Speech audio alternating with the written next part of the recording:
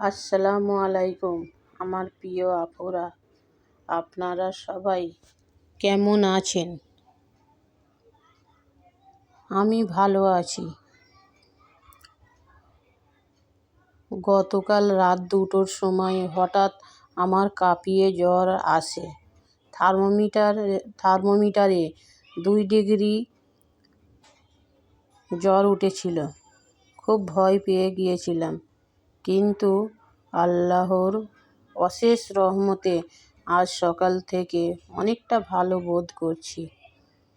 আর আপনাদের দোয়া আমার সঙ্গে আছে, মনে হয় এই কারণেই আমি অনেকটা ভালো আছি।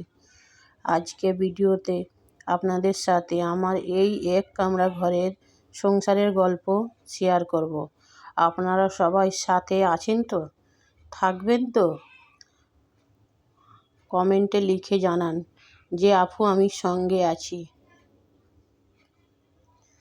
কাল রাতে জ্বরের জন্য কোনো কাজ করতে পারিনি। শরীরটা খুব দুর্বল লাগছিল। আপনারা হয়তো ভাবছেন কাল রাতে জ্বর আর আজকে কাজ করছি কিভাবে? শুনুন, আসলে ওষুধ খাওয়ার পর জ্বরটা ছেড়ে গেছে, তবে পুরোপুরি সুস্থ হয়নি এখনও। আপনারা দোয়া করবেন যেন তাড়াতাড়ি সুস্থ হয়ে যেতে পারি আমি। শুনুন, সকালবেলা প্রথমেই আমার থাইরয়েডের ওষুধ খেতে হয়। তারপরে আমি জল খেয়ে একটু মুরগির কাছে উপরে যাই। আমার উপরে দালানে ছোট্ট একটি ঘর আছে, ওখানে আমি কাজকাম করি। যখন শরীরটা ভালো থাকে তখন কাজকাম করি। ওখানে এই মুরগির একটা খাঁচা রাখা হয়, ওখানে 4টে মুরগি আছে। ওই মুরগিগুলোকে দেখলেও অনেকটা মন ভালো হয়ে যায় আমার। সকালবেলা উঠে প্রথমে আমার পোষা মুরগিকে খাবার দিই, কিংবা খাবার দিলাম। ওদের পানি, বাসি ভাত থাকলে দিই, আবার ওদের দিই, গম দিই, চাল দিই, আটা ছানা দিই। ওদের এরম বিভিন্ন ধরনের অনেক রকম মিশিয়ে খাবার দিই। শাক, বাড়িতে শাক পাতা থাকলে, সবজির খোসা থাকলে ওদের দিই। ওদের দেখলে এমনিতেই মনটা অনেকটাই ভালো হয়ে যায়। ওদের সঙ্গে কিছুক্ষণ সময় কাটাই, বেশ ভালোই লাগে। তারপরে নিজেদের জন্য একটু চা করলাম, আদা ধোয়া চা। জ্বরের গলাটা খুব ধরে যাচ্ছিল, তাই একটু আদা দিয়ে চা করলাম। চা করে একটু খেলাম। হ্যাঁ, তার মধ্যেই বাসি ঘরদোর একটু গুছিয়ে রাখি, পুরোপুরিটা তখন পারি না, কারণ আমার সুগার আছে। সেই সুগারের কারণে আমি পুরো কাজটা গুছিয়ে নিয়ে খাবো এটা আমি করতে পারি না। তার মধ্যে আমি একটু ঝাঁটপাট সামান্য দিয়ে আমি চা পানি খাওয়ার ব্যবস্থা করি। আর ওষুধ, চা পানি খাওয়া গেলে আমি ওষুধ খাই। সুগারের ওষুধ খাই, তারপরে কফ সর্দির ওষুধও আছে, সেইগুলোও খাই। তারপরে চা পানি খেয়ে ঘরদোরটা পুরোপুরি গুছিয়ে নেবার চেষ্টা করি। কোনো কারণে একটু দেরি হয়ে গেলে হালকা করে ঘরদোরটা গুছিয়ে রান্নাটা চাপিয়েও দিই সময় বিষয়ে। আমার মেয়ে মাইশা স্কুল এখন ছুটি চলছে, 19 তারিখ পর্যন্ত ছুটি, তারপর আবার স্কুল শুরু হবে। ও সারাদিন বাড়িতেই থাকে, আমার সঙ্গেও একটু থাকে, অল্প কিছু সাহায্যও করে। সবটা পারে না, বড় হয়েছে কিন্তু অত বড়ও নয় যে সবটা গুছিয়ে করতে পারবে। বিকেল ওই 6টা, 6:30টার দিকে কোচিংয়ে যায়। শনিবার আর রবিবার কোচিং ছুটি বন্ধ থাকে। ছুটির দিনে ও আমার সাথেই সময় কাটায়। আবার আজকে শনিবার ছুটি, কালকেও রবিবার, কালকেও ছুটি, কালকে ড্রয়িং ক্লাসে যাবে। তারপরে সারাদিন বাড়িতেই থাকবে আমার সঙ্গে। অনেকটা সময় আমার সঙ্গেই থাকে। কথা অনেকটা জড়িয়ে যাচ্ছে, গলা বসে যাচ্ছে, ওই জন্যে মাঝে মাঝে থেমে যাচ্ছে, আবার মাঝে মাঝে কথা আটকেও যাচ্ছে। শরীরটা ঠিক হয়েছে কিন্তু অতটা ঠিক হয়নি। আর মনে হয় না যে আমি ঠিক হতে পারবো, পুরোপুরিভাবে সুস্থ হব। এইরমভাবেই চলবে।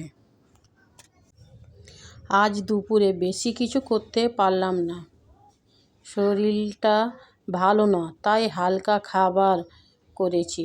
ভাত, মুরগির মাংস, পাতলা ঝোল আলু দিয়ে, আর কাঁচা আম দিয়ে টক ডাল রান্না করেছি।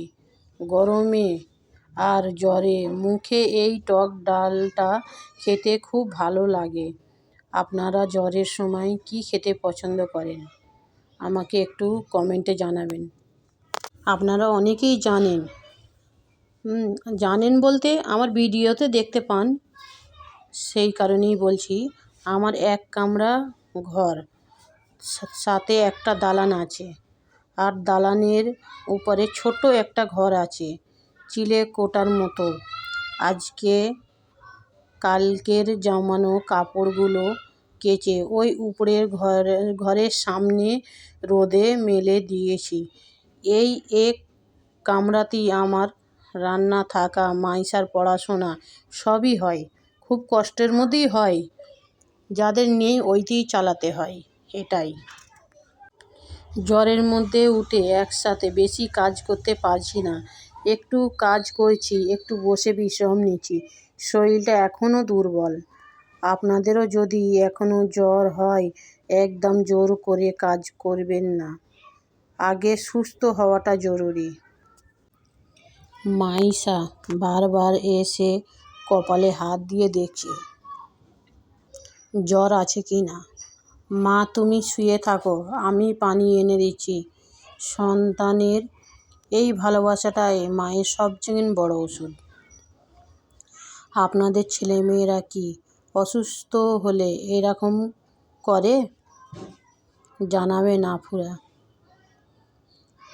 বিকেলবেলা দালানে বসে একটু হাওয়া খেলাম। মুরগি আমার পাশে ঘোরাঘুরি করছিল। এই সময়টা আমার খুব প্রিয়। মনে হয় আল্লাহ আরেকটা দিন দেখার সুযোগ দিলেন। আলহামদুলিল্লাহ। তো শরীরটা ভালো লাগছিল না, আর যে ভিডিও করে আপনাদের দেখাবো। সত্যি বলতে একা একা এক কামরা ঘরে থাকতে মাঝে মাঝে খুব মন খারাপ লাগে। তার উপর শরীর খারাপ হলে আরও বেশি অসহায় লাগে। কিন্তু আপনাদের সাথে কথা বললে, ভিডিও বানালে মনটা হালকা হয়। আপনারা পাশে আছেন, এটাই আমার বড় শক্তি। মাঝে মাঝে কথাটা আটকে যাচ্ছে, বলতে বলতে একটু কষ্ট হচ্ছে, ওই জন্যে থেমে যাচ্ছি। কেউ ভুল বুঝবেন না। এটাই ছিল আমার জ্বরের পরের প্রথম দিনের গল্প। পুরোপুরি সুস্থ হয়নি, কিন্তু আপনাদের জন্য ভিডিওটা একবার বানালাম। আপনারা সবাই আমার জন্য দোয়া করবেন। আর আমি আপনাদের দিন কেমন কাটলো কমেন্টে অবশ্যই জানাবেন। কেন জানি না হঠাৎ বাড়ির কাছাকাছি কোথায় বোম ফাটছে বুঝতে পারছি না, তাই ভয়েস দিতে একটু অসুবিধা হচ্ছে। একটু দয়া করে দেখে নেবেন, কষ্ট করে হলেও দেখবেন একটু। আপুরা, এক কামরা ঘরে একা একা জ্বরের সাথে লড়াই একটা খুব কঠিন। আপনাদের একটা কমেন্ট, একটা সাবস্ক্রাইব আমার কাছে এক ফোঁটা ওষুধের মতো। আপনারা পাশে থাকলে আমি সাহস পাই।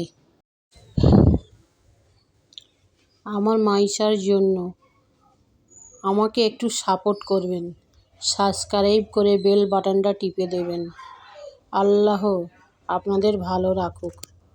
আজকে তো শুধু জ্বরের পরের গল্প বললাম, কিন্তু জানেন কাল রাতে 102 জ্বর নিয়ে আমি একটা স্বপ্ন দেখছিলাম, যেটা শুনলে আপনারা অবাক হয়ে যাবেন।